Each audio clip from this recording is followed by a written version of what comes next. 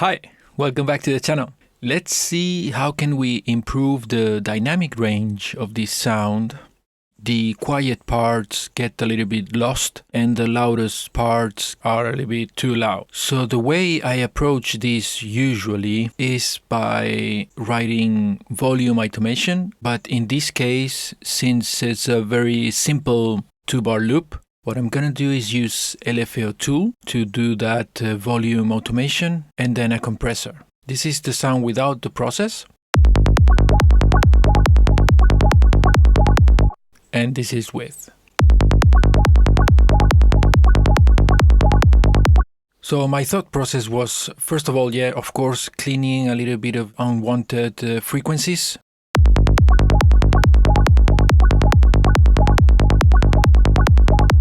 And then to save you some time, I already did the curve on LFO tool. I set it to 1 bar, even though it's a 2-bar loop, because I don't want to kill the dynamics. I want to keep a little bit of that 1-2, 1-2 movement in between the first bar and the second bar. So I set it to 1 bar. And of course, the quiet parts, I tried not to lower the volume and I went straight for the loudest. You can see that I'm basically going for the highest peaks. So it doesn't feel like the sound is going away and then coming back to you too much. I want a little bit of that, of course, but not too much.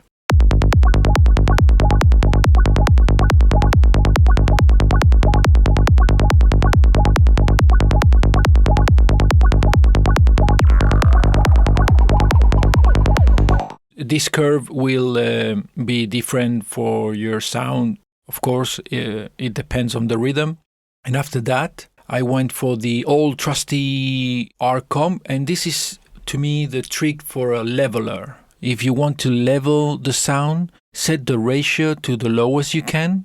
Attack and release the fastest you can. You can use another compressor, of course, and then lower the threshold until you get around 2 dBs. That will make the loudest part 2 dB quieter, but the quietest part 2 dB louder, because I'm gonna get back those 2 dB on the output gain.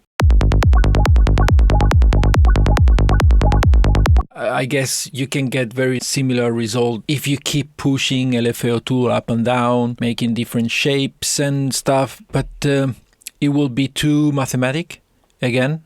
And I want to keep a little bit of that alive movement from the synth. So I prefer to do it with R-comp because it's a little bit more unpredictable. So you keep a little bit of that groove.